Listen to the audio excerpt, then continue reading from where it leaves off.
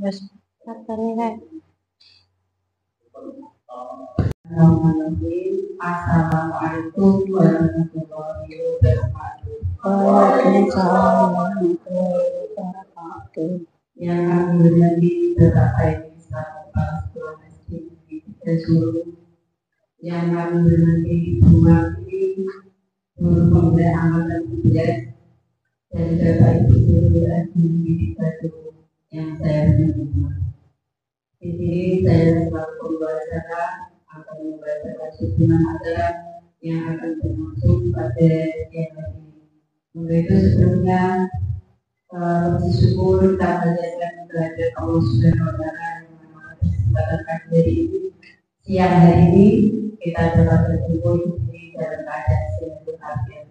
Untuk yang kedua, kita salamkan kepada junjungan Nabi Agung Muhammad Shallallahu Alaihi Wasallam yang selalu kita berikan syafaatnya sampai di nanti. Amin. Untuk acara yang pertama yaitu pembukaan. Untuk itu, marilah kita buka acara siang hari ini dengan bacaan basmalah bersama. Bismillahirrahmanirrahim. Untuk yang kedua, satu menyanyikan lagu yang bicara kepada Bapak Ibu dimohon untuk berdiri.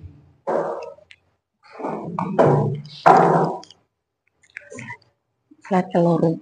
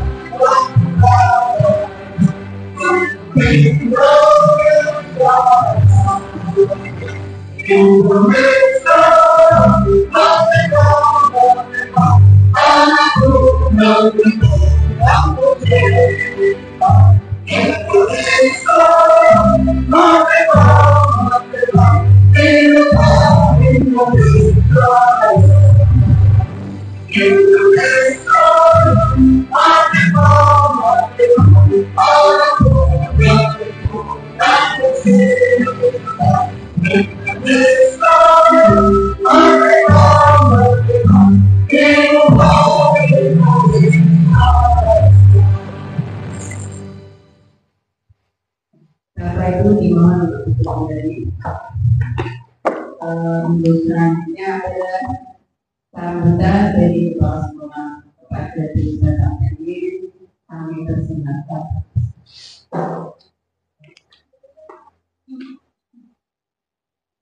Bismillahirrahmanirrahim. Assalamualaikum warahmatullahi wabarakatuh. Waalaikumsalam warahmatullahi wabarakatuh. Yang saya hormati Bapak Presiden pertama-tama adalah bersyukur kepada Allah Subhanahu wa Ta'ala di mana di siang hari ini di ruangan ini kita bisa berkumpul bersama untuk memenuhi apa yang permintaan dari dua ini selaku calon pimpinan Kabupaten Grobogan, di mana beliau hari ini meminta waktu Ibu ingin menyampaikan hasil dari penelitiannya selama kurang lebih 1 bulan ini apakah ini beliau akan melakukan diskriminasi dan kaitannya adalah penerapan budaya politik di sekolah itu ya Pak Ibu, karena beliau adalah masih muda dan masih panjang, karena kita harus senantiasa mendukung beliau dalam kegiatan guru penggerak ini, karena seperti yang telah terjadi bahwa setiap jalan itu pasti mengalami perubahan, dan beliau menjadi guru penggerak adalah merupakan sebuah agen perubahan untuk bidang pendidikan di Indonesia. Itu Bapak Ibu. Jadi tujuan beliau meminta kita berkumpul di sini adalah beliau akan menyampaikan apa yang telah didapat dalam kegiatan program guru penggerak yang kalau sudah berlangsung 1 bulan, dan mudah-mudahan apa yang akan disampaikan oleh dua ini nanti bermanfaat kita bagi kita semua, terutama bagi anak kita yang pada akhirnya akan membawa kemajuan untuk sekolah kita di dalam dunia pendidikan.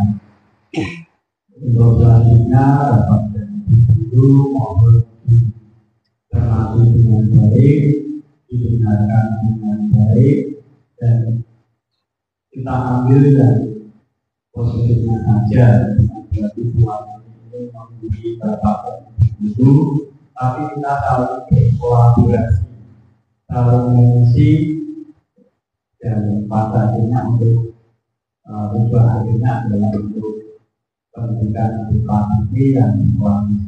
Itu Bapak Ibu. Jadi jangan lupa guru kita belajar bersama, karena namanya pendidikan awal itu harus dengan kodrat dan kodrat alam.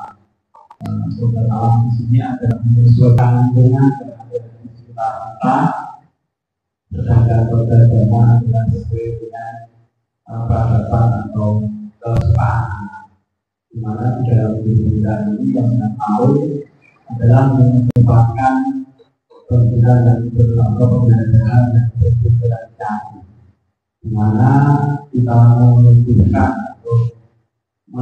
atau membuat pilihan kepada anak untuk mereka belajar sesuai dengan gaya belajar mereka.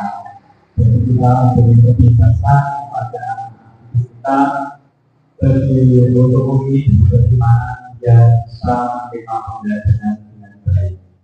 Namun demikian, kalau di suatu hari kan pasti pilihannya beda-beda, berarti kita harus menganalisis dari awal atau mengelompokkan dari pilihan-pilihan belajar mereka. Seperti kalau kita makan di warung ya depan itu, pasti kita keluar bersama keluarga, kita masuk ke sebuah warung, dan sederhana saja misalkan di warung mie ayam atau bakso, pasti pilihan dari anak-anak kita berbeda. Ada yang suka mie ayam, ada yang suka bakso, dan bahkan ada yang suka kedua-duanya mie ayam bakso itu ya. Kemudian dari pilihan bakso itu sendiri pun nanti berbeda-beda lagi. Ada yang bakso bumbu, bakso murah, bakso biasa, beda lagi. Ibaratnya seperti itu, ini gambaran saja Bapak Ibu. Jadi kita sebagai guru tidak bisa memaksa anak untuk mengikuti cara kita mengajar, tapi kita sebagai guru lah yang menyediakan mereka inginnya pembelajaran seperti apa ya. Atau kalau kita memakai media, mereka inginnya media yang seperti apa. Kita biasanya kita temukan dengan mengelompokkan mereka supaya tidak ada 3 pilihan. Jadi kita nggak harus semua, bahkan ada 20 kita menyediakan media 20 tidak. Yang namanya diferensiasi itu kita kelompokkan anak berdasarkan diagnosis awal. Itu dimaksud. Jadi dimulai dengan mendiagnosis kebutuhan anak itu apa saja, kemudian nanti kita mengelompokkan juga beberapa ujian, kemudian anak disuruh memilih sendiri berdasarkan kelompok. Dan nanti lebih jelasnya lagi nanti bisa disampaikan di dua ini bagaimana integrasi itu seperti apa. Dan nanti mohon Bapak Ibu Guru disimak dengan baik, digunakan dengan baik antara ada cerita ya nanti ditanyakan pada dua ini. Kalau misalnya dua ini bisa menjawab ya kita tampil dulu, nanti kita balik bersama-sama jawabannya. Itu ya dua ini. Iya Pak. Nanti dua ini bisa diskusi dengan teman-teman yang di CDP, manakala ada pertanyaan dari Bapak dan Ibu yang belum bisa dijawab untuk hari ini. Jadi intinya itu tidak ada yang salah itu dalam pembelajaran diferensiasi. Seperti kata Bapak Menteri Nadiem Makarim itu sebagai guru itu harus berani mencoba. Gagal itu adalah hukumnya wajib itu. Kalau tidak agama itu hukumnya wajib. Gagal itu hukumnya wajib. Jadi guru itu jangan pernah merasa gagal. Gagal itu adalah sesuatu yang pembelajaran yang belum paham. Pembelajaran itu adalah berkelanjutan, tidak ini seperti ini. Jadi berkelanjutan terus menerus. Seperti kemarin saya mengajarkan seperti siapa ini dengan Bu Berti itu tujuannya adalah bukan untuk menjustifikasi atau menilai bagaimana Bu Berti mengajar kemudian sampai tentang angka 1 sampai 100 itu tidak buat ini. Jadi ketika Bu Berti itu mengajar, saya nilai itu saya catat, bukan saya nilai, tapi saya catat kekurangan dan kelemahannya, kemudian kita berdiskusi bersama-sama, kemudian Bu Berti itu sendiri menemukan solusi dari kekurangan yang telah disampaikan, sehingga Bu Berti itu untuk kedepannya bisa melakukan pembelajaran yang lebih baik lagi. Dan untuk pembelajaran yang lebih baik lagi itu bisa atau metodenya diganti pada materi itu. Jadi pembelajaran itu adalah berkelanjutan. Ini saya sebagai pengantar untuk lebih detailnya nanti bisa disampaikan buat ini Bapak Ibu selamat mendengarkan dan semoga apa yang disampaikan berdua ini nanti menjadi berkah untuk kita semua. Itu ya Bapak Ibu. Ya Bapak kami yang kita semua kita belajar bersama berkolaborasi. Untuk sekian dari saya akhiri. Wassalamualaikum warahmatullahi wabarakatuh. Waalaikumsalam. Bapak Ibu yang berbahagia, siang hari sampai perguruan tinggi Bapak Teknik untuk acara selanjutnya adalah penyampaian materi diseminasi oleh Ibu Adi selaku dalam bidang amal dan pada video Ibu Adi kami persilakan.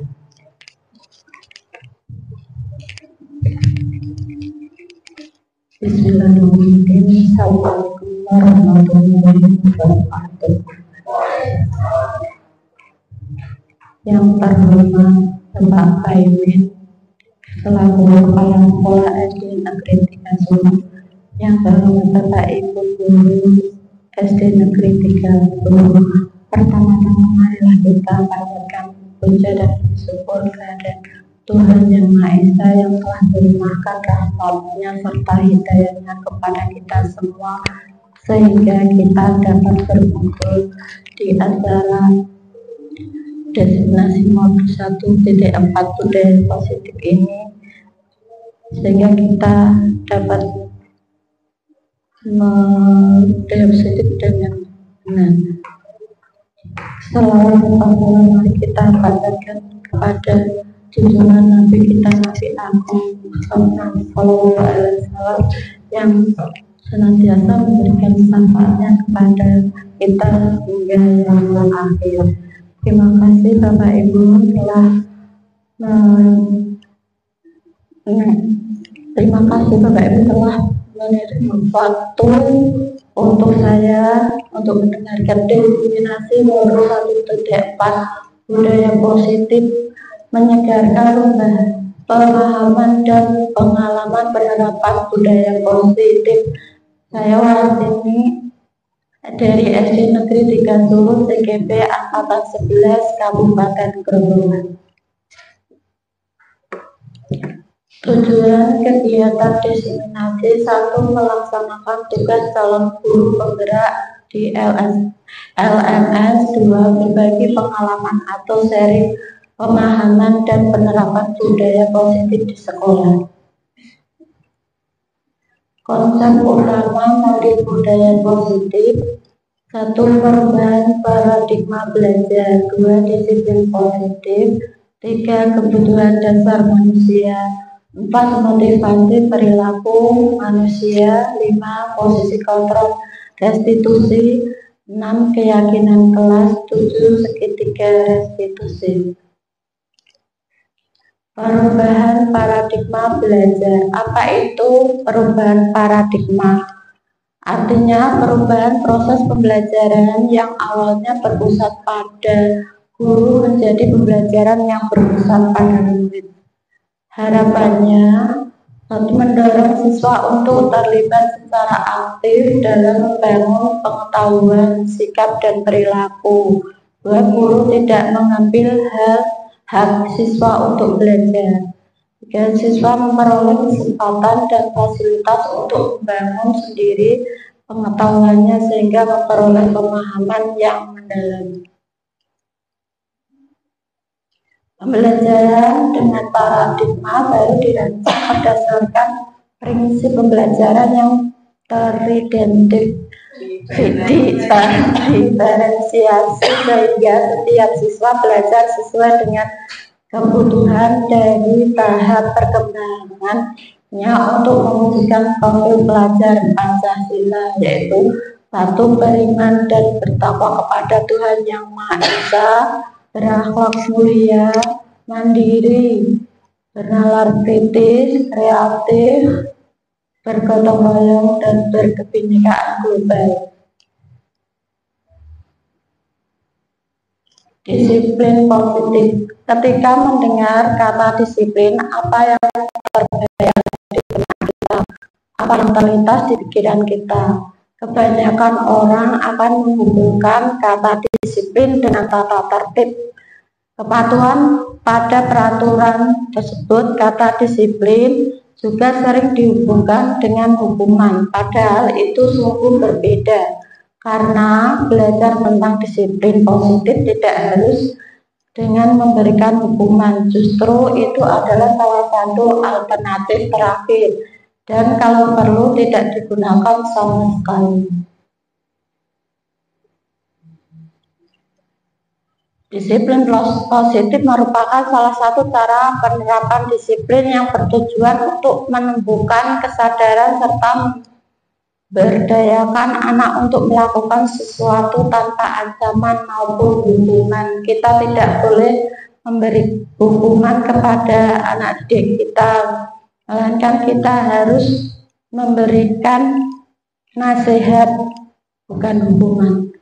Sebagai seorang guru, tujuan kita adalah menerapkan kedisiplinan adalah menciptakan anak-anak yang memiliki disiplin diri sehingga mereka berperilaku yang mengacu pada nilai-nilai kebajikan universal yang memiliki motivasi intrinsik yang tinggi. Kebutuhan dasar manusia. Menurut Dr. William Glasser, ada 5 kebutuhan dasar manusia, yaitu 1. Kebutuhan untuk bertahan hidup atau survival. 2. Kebutuhan akan kasih sayang dan rasa terima atau love and belonging. 3. Kebebasan atau freedom. 4. Kesenangan atau fun. 5. Penguasaan atau power.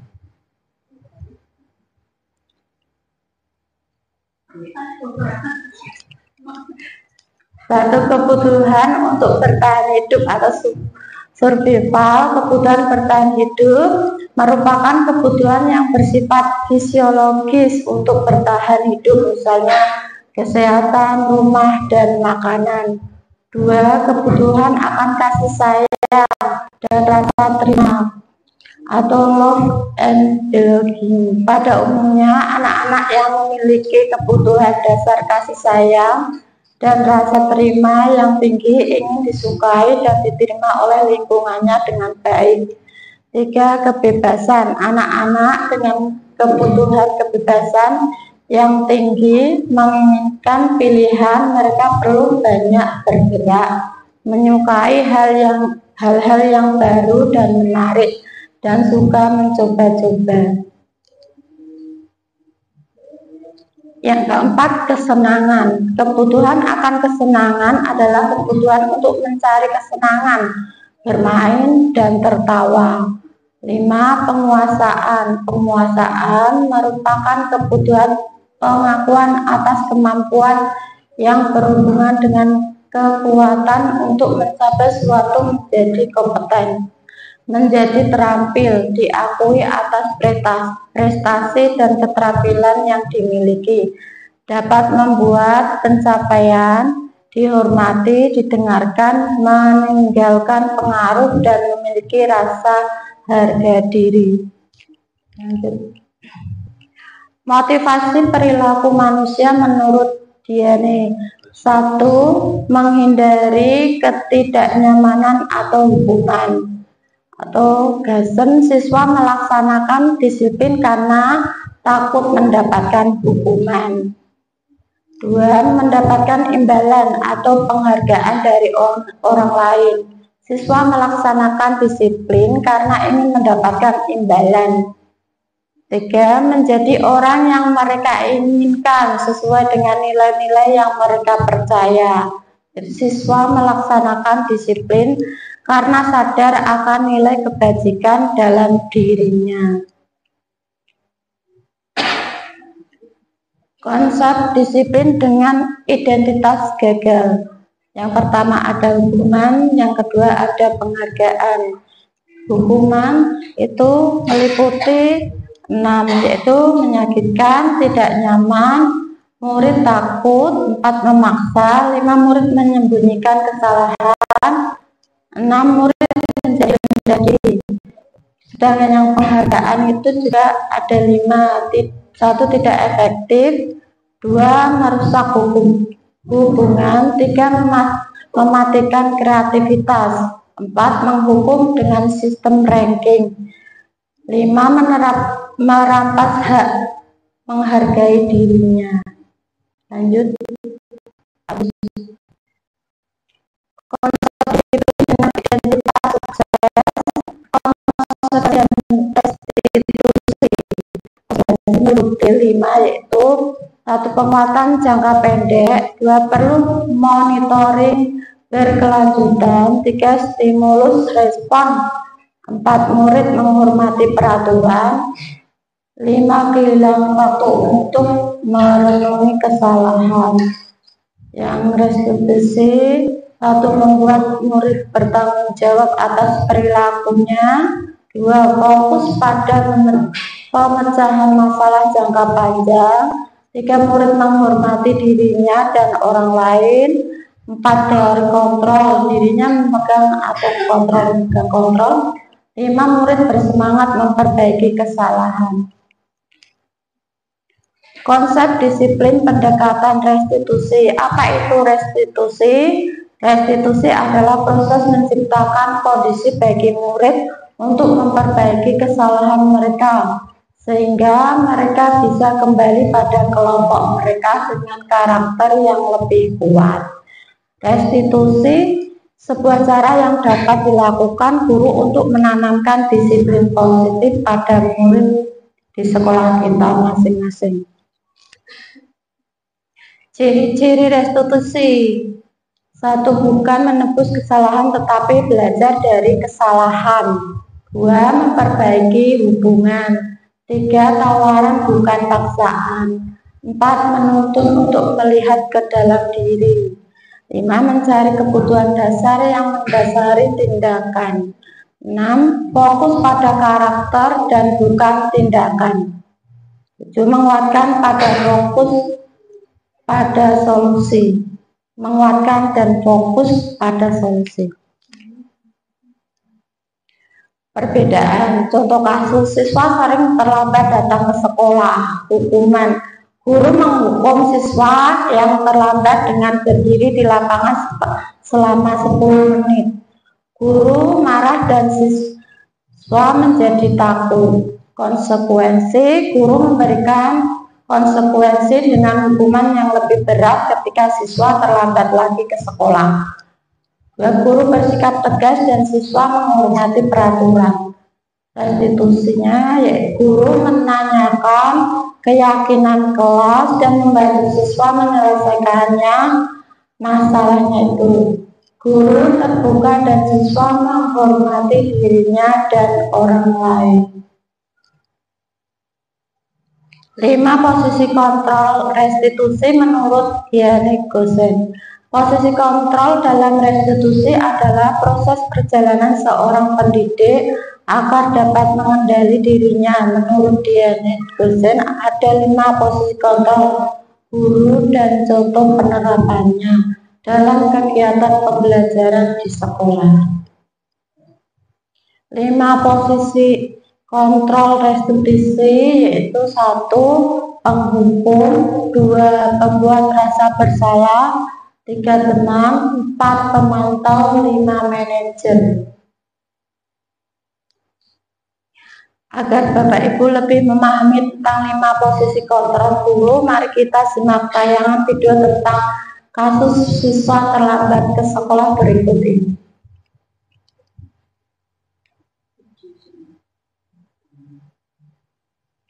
Video.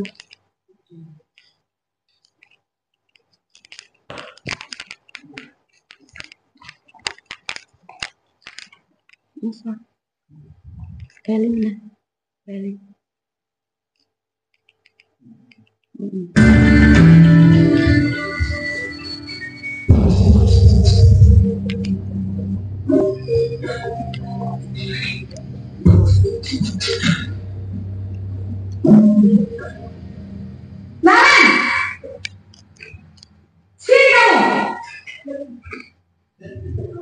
Selamat pagi, Bu. Selalu terlambat. Kamu deh, pasti terlambat. Maaf, Bu. Saya... Apa? Apa coba? Alasan kamu apa lagi? Kapan sih kamu tidak terlambat?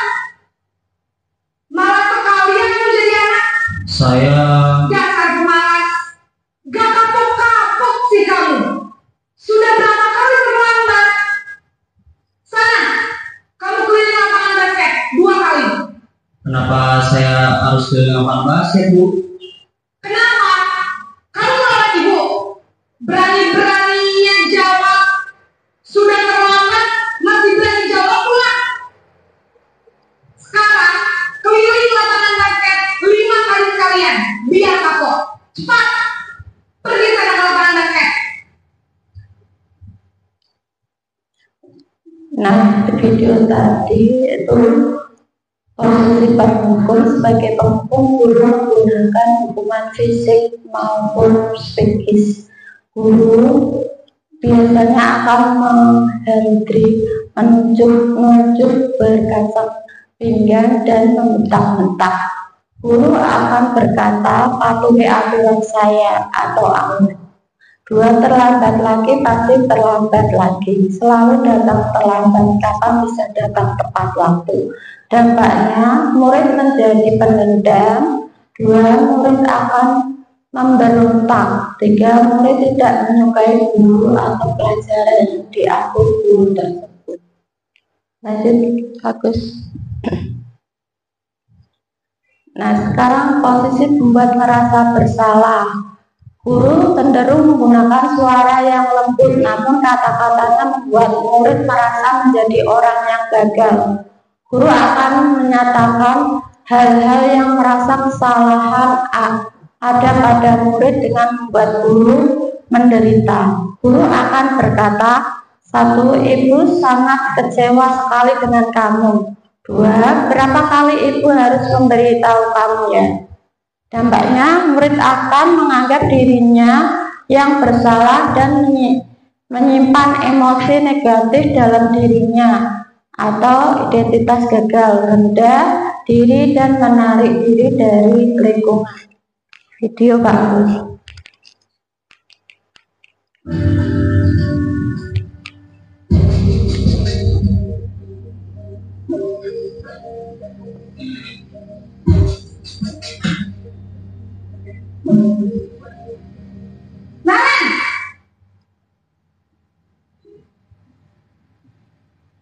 Selamat pagi, Bu. Naren, kamu kenapa terlambat lagi, nak? Ya Tuhan, Naren, kamu senang ya bikin ibu susah ya? Kalau kamu terlambat lagi, nanti ibu yang ditegur bapak kepala sekolah, nak. Disangka ibu tidak bisa membina kamu. Duh, gimana ini? Maaf, Bu. Duh, Gusti, Naren, kamu suka ya kalau ibu ditegur bapak kepala sekolah? Terus, sekarang ibu harus tulis apa yang ibu absen? Ini kamu sudah sering terlambat loh. Ibu harus apa coba? Maaf, Bu. Maaf sekali. Ya sudah, lain kali jangan bikin ibu susah lagi ya, nak ya. Ibu tidak akan kuat lagi kalau kamu begini terus. Bisa jantungan kalau ibu ditegur bapak kepala sekolah. Sana cepat kelas. Maaf ya, Bu. Maaf sekali. Lanjut, bagus. Ini posisi teman. Guru cenderung ramah dan bersenandung buruk untuk mencairkan suasana. Murid akan merasa senang dan akrab dengan guru. Guru akan berkata, 1. Ayo bantulah demi ibu ya. 2. Ayo ingat tidak bantuan ibu selama ini. 3. Ya sudah, kali ini tidak apa-apa, nanti ibu bantu bereskan. Dampaknya, murid akan bergantung kepada orang lain atau faktor eksternal. Murid tidak mandiri dan tidak dapat berpikir untuk dirinya sendiri.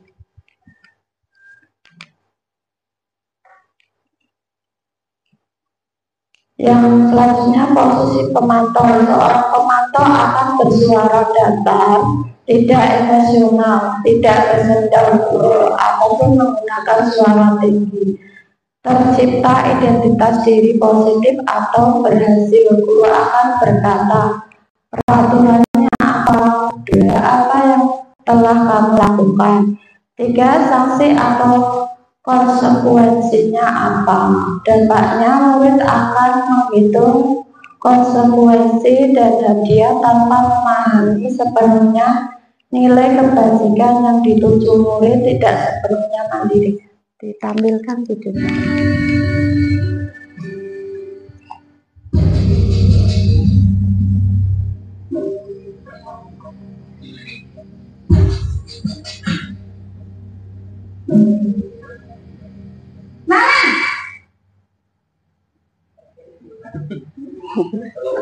Selamat pagi, Bu. Naren, apa peraturan sekolah kita tentang jam berapa kita harus masuk sekolah, nak? Kita harus di sekolah jam 7, Bu. Iya betul, sekarang sudah jam 7.20. Naren sudah tahu konsekuensinya jika terlambat hadir. Paham, Bu. Saya harus tinggal kelas pas jam istirahat selama 20 menit. Iya benar, konsekuensinya demikian. Jadi nanti jam 9.30 pas istirahat, kamu harus tinggal di kelas, kerjakan tugas tambahan untuk ketertinggalan kamu, ya? Baik, Bu.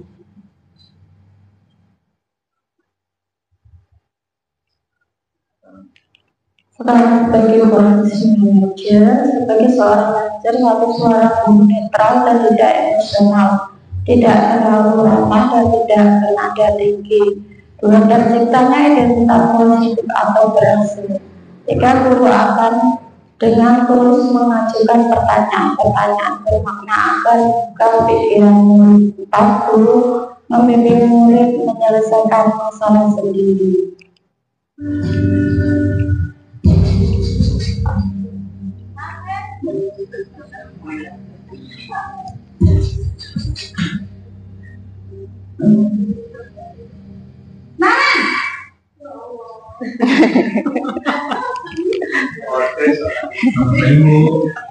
Selamat pagi, Naren. Maaf Bu, saya terlambat. Iya, sekolah masuknya jam 7, sekarang sudah jam 7.20. Jadi sekarang bagaimana ini, Naren? Maaf Bu, saya lupa sel alarm saya semalam. Baiklah, menurut kamu, keyakinan sekolah yang mana yang perlu kamu tingkatkan? Menghargai diri sendiri dan orang lain mungkin ya Bu. Setuju. Jadi, apakah Naren meyakini prinsip saling menghormati tersebut? Iya Bu, saya meyakininya. Apakah Naren bersedia memperbaiki masalah keterlambatan ini? Bersedia Bu. Bagaimana kamu akan memperbaiki masalah keterlambatan ini? Saya akan coba untuk tidak lupa menyetel alarm saya Bu. Baik, kalau Naren lupa menyetel alarm di rumah, ada orang yang kira-kira bisa bantu mengingatkan tidak? Ada Bu, kakak saya, Kak Emma. Ada lagi selain Kak Emma? Selain Kak Emma, ada ibu saya. Baik, jadi yang mengingatkan Naren adalah Kak Emma dan ibu kamu ya? Kira-kira akan mulai saya alarm kapan nih, Naren? Setelah pulang sekolah, akan segera saya lakukan. Baik, jadi Naren akan setel alarm untuk bangun besok pagi dan akan diingatkan oleh kakak dan ibu dan Naren ya. Ada lagi yang mungkin perlu dilakukan, Naren, agar tidak terlambat bangun lagi? Tidak ada Bu. Baik, Naren, terima kasih untuk kerjasama kamu. Sekarang kamu perlu kembali ke kelas untuk belajar. Baik Bu, terima kasih.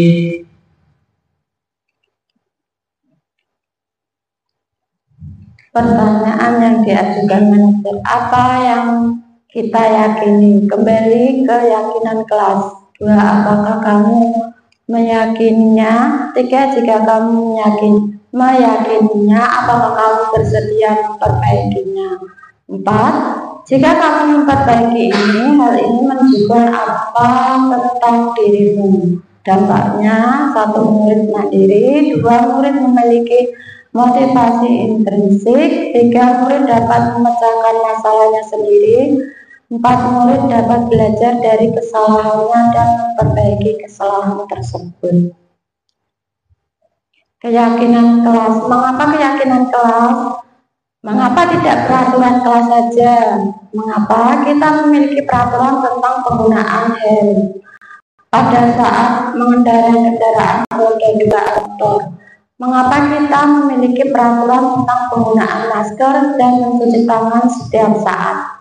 Nilai-nilai keselamatan atau kesehatan inilah yang kita sebut sebagai suatu keyakinan, yaitu nilai-nilai kebajikan universal yang disepakati secara tersirat dan tersurat lepas dari latar belakang suku, negara, bahasa maupun agama. Prosedur pembentukan keyakinan kelas.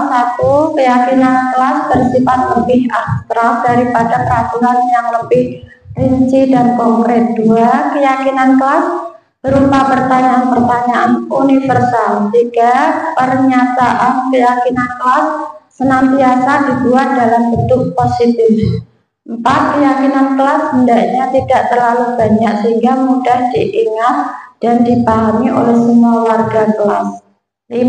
Keyakinan kelas sebaiknya sesuatu yang dapat diterapkan di lingkungan tersebut. 6. Semua warga kelas hendaknya ikut berkontribusi dalam pembuatan keyakinan kelas. 7. Bersedia meninjau kembali keyakinan kelas dari waktu ke waktu. Langkah-langkah pembentukan keyakinan kelas 4. 1. Guru mengkoordinasi dengan kepala sekolah dan rekan guru tentang pembentukan budaya positif di kelas. 2. Guru melakukan sosialisasi tentang pembentukan keyakinan kelas dan memimpin jalannya diskusi. 3. Guru meminta semua siswa untuk menuliskan apa saja aturan yang perlu disepakati bersama di papan tulis. 4. Guru dan siswa mengulas keyakinan kelas yang telah tertulis dan memilah keyakinan kelas yang penting. 5. Kalimat-kalimat yang sudah disepakati menjadi keyakinan kelas diubah menjadi kalimat positif. 6. Mengecek dan menyepakati keyakinan kelas. 7. Siswa menuliskan keyakinan kelas kemudian menempelkan di papan panjang. 8. Keyakinan kelas ditempelkan di dinding agar semua warga kelas dapat membaca dan mematuhi keyakinan kelas yang telah disepakati bersama. Persiapan pembuatan keyakinan kelas 4, guru melakukan koordinasi dengan kepala sekolah dan rekan sejawat sebelum membuat keyakinan kelas.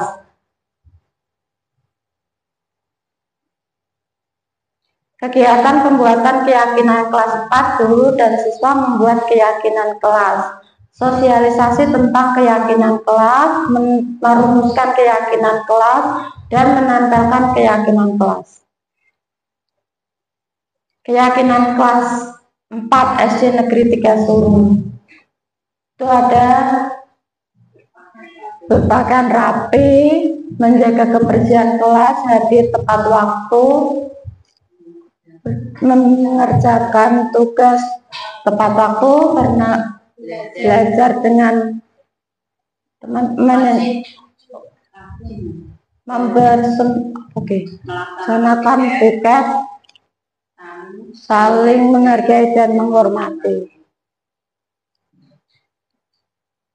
Lanjut, bagus. Nah, ini ada segitiga restitusi. Segitiga restitusi itu validasi tindakan bersalah dan menanyakan keyakinan, menstabilkan identitas.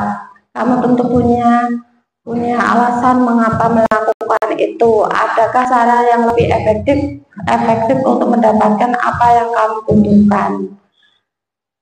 Keyakinan kelas apa yang telah kita sepakati? Kamu ingin menjadi orang yang seperti apa? Kamu bukan satu-satunya yang pernah melakukan ini. Setiap orang pasti pernah melakukan kesalahan. Segitiga restitusi. Segitiga restitusi adalah suatu proses yang dijalankan oleh guru atau orang tua agar dapat menghasilkan murid yang mandiri dan bertanggung jawab. 2. Segitiga restitusi merupakan sebuah strategi yang dapat dilakukan sebagai proses menciptakan kondisi menuntun murid untuk memperbaiki kesalahan yang mereka lakukan. 3. Dengan menerapkan segitiga restitusi, murid diharapkan bisa kembali ke kelompok mereka yang telah memiliki karakter yang kuat dan memperbaiki kesalahan yang telah dilakukan. Langkah-langkah segitiga restitusi yaitu menstabilkan identitas, validasi tindakan yang salah, menanyakan keyakinan. Sisi 1, menstabilkan identitas. 1. Berdasarkan prinsip pembuat kesalahan adalah bagian dari proses pembelajaran. 2. Berperan menggeser identitas murid dari identitas gagal menuju identitas sukses. 3. Jangan mengkritik murid yang mengalami identitas gagal. Pertanyaan yang diajukan guru: 1. Berbuat salah itu tidak apa-apa. 2. Tidak ada manusia yang sempurna. 3. Saya juga pernah melakukan kesalahan seperti itu. Sisi kedua, validasi tindakan yang salah. 1. Berdasarkan prinsip setiap perilaku berupaya memenuhi suatu kebutuhan tertentu. 2. Guru akan bergeser dari pemikiran stimulus respon menjadi proaktif. 3. Mengenali dan mengakui kebutuhan murid ini dapat memperbaiki hubungan dengan murid. 4. Pertanyaan diajukan dengan nada suara yang tidak menghakimi atau memojokkan. Pertanyaan yang diajukan guru: 1. Kamu pasti punya alasan mengapa melakukan hal itu. 2. Kamu patut bangga pada dirimu sendiri karena kamu telah melindungi sesuatu yang penting buatmu. Sisi 3, menanyakan keyakinan. 1. Teori kontrol menyatakan bahwa pada dasarnya kita termotivasi secara intrinsik. 2. Saat perilaku telah validasi dan identitas sukses telah stabil, maka murid telah siap mengaitkan keyakinannya dengan tindakan yang salah. Pertanyaan yang diajukan dulu, 1. Apa yang kita percaya sebagai kelas atau keluarga? 2. Apa nilai-nilai umum yang kita telah sepakati? 3. Apa bayangan kita tentang kelas yang ideal? 4. Kamu mau jadi orang yang seperti apa?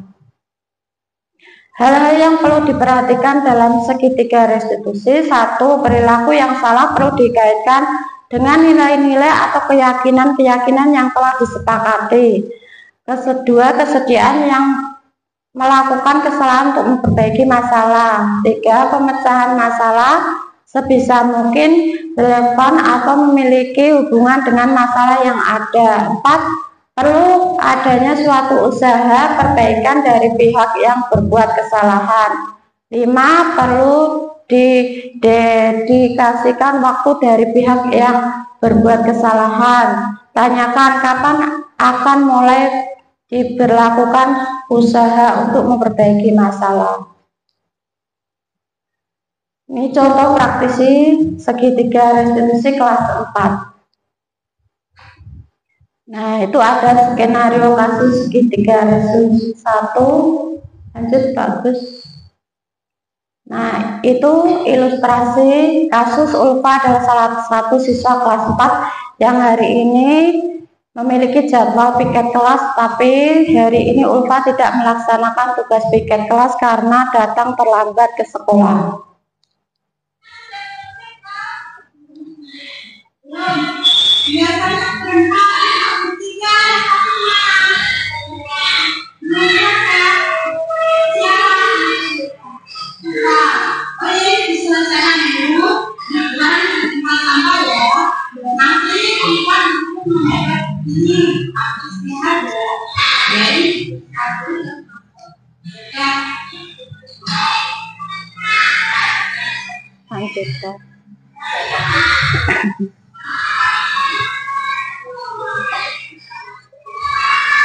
Lanjut.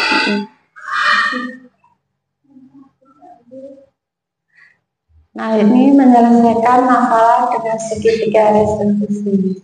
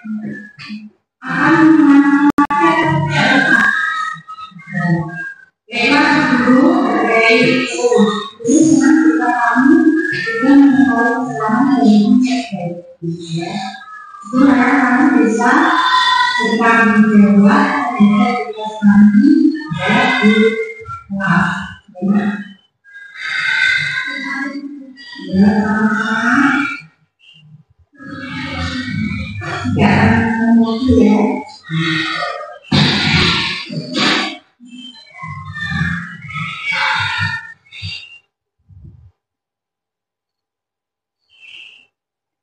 ada skenario kasus segitiga resolusi yang kedua. Lanjut Pak Agus. Ilustrasi kasus yang kedua. Akila adalah salah satu siswa kelas 4 yang pada hari ini tidak bermain, yang dia bermain sepak bola, tidak sengaja membuat kesalahan dan mendorong temannya sampai terjatuh.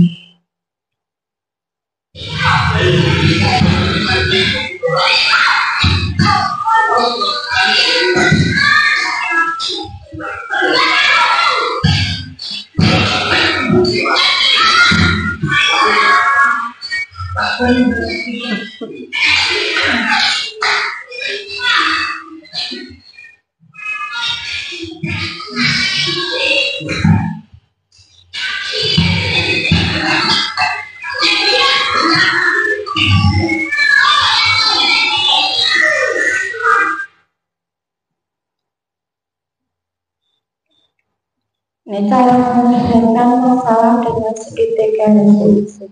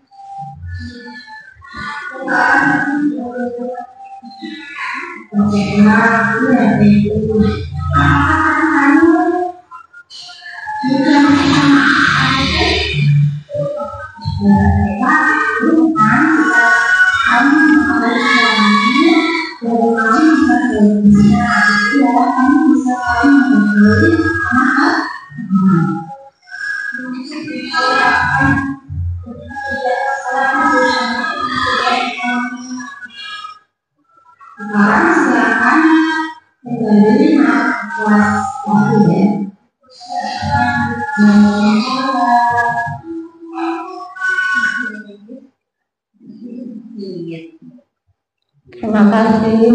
Itu tadi presentasi destinasi ilmiah. Salam kurang bergerak dan menggerakkan.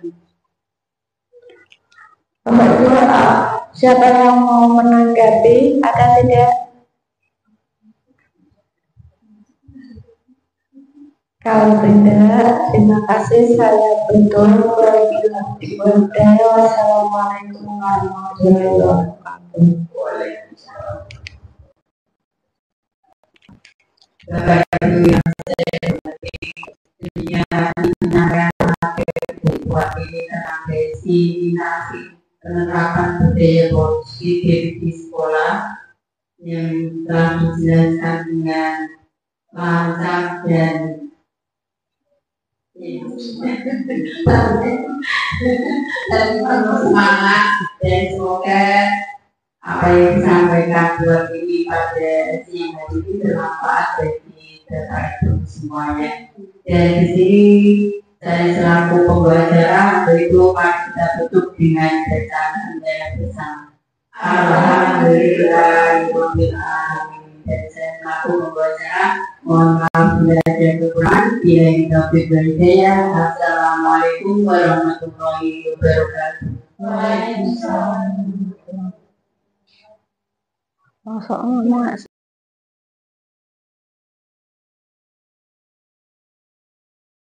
Assalamualaikum warahmatullahi wabarakatuh.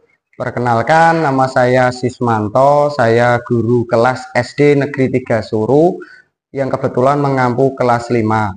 Pada hari ini saya sudah menyaksikan dan memperhatikan, menyimak apa yang sudah dilakukan oleh Ibu Wartini, CGP Angkatan 11 2024 Kabupaten Grobogan pada kegiatan diseminasi pembelajaran yang berkaitan dengan budaya positif. Dan pada hari ini saya mendapatkan sedikit atau pengetahuan baru tentang restitusi penanganan masalah kepada anak, bahwa sebelumnya saya belum pernah mendapatkan ilmu seperti itu, dan melalui diseminasi yang dilakukan oleh Ibu Wartini akhirnya saya bisa mendapatkan ilmu yang sebelumnya belum pernah saya dapatkan. Pada kegiatan diseminasi Ibu Wartini tadi pagi, yaitu bahwa penanganan permasalahan yang dilakukan oleh anak itu tidak boleh dengan cara hukuman, melainkan kita hanya sebagai fasilitator dan sebagai controlling oleh anak kepada anak, dan berusaha anak agar menemukan solusinya sendiri agar tidak mengulangi kesalahannya lagi, dengan dikaitkan dengan keyakinan kelas yang sudah disepakati di dalam kelas. Sangat luar biasa sekali apa yang disampaikan oleh Ibu Wartini. Semoga kita selalu bisa berkolaborasi di SD Negeri 3 Suru agar menciptakan output yang berkualitas, memiliki karakter profil pelajar Pancasila, dan nantinya agar anak-anak itu kedepannya menjadi anak yang bermanfaat bagi semua orang, banyak orang, lebih-lebih bermanfaat untuk bangsa dan negara kita. Ibu Wartini, terima kasih sekali. Ibu Wartini sudah memberikan pengalaman serta pengetahuan berbagi praktik baik kepada guru-guru SD Negeri 3 Suru, sehingga kami juga merasakan apa yang Ibu Wartini rasakan, yaitu mendapatkan pengalaman dan pengetahuan baru tadi mengenai segitiga restitusi. Luar biasa, saya kira cukup membuat kami merasa terdorong dan terpukul, yang sebelumnya kami itu memberikan efek jera kepada anak itu berupa hukuman ringan, tidak berupa hukuman fisik, hanya hukuman ringan.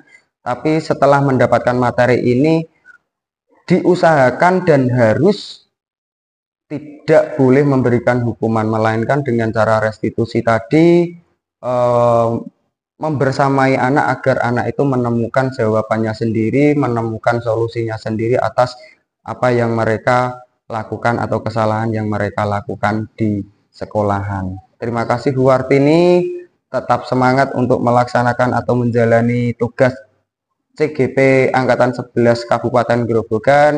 Sehat selalu, timbalah ilmu tinggi-tingginya, sedalam-dalamnya, agar yang Ibu Wartini dapatkan juga selalu bisa ditularkan ke guru-guru SD Negeri 3 Suru. Sukses selalu. Wassalamualaikum warahmatullahi wabarakatuh.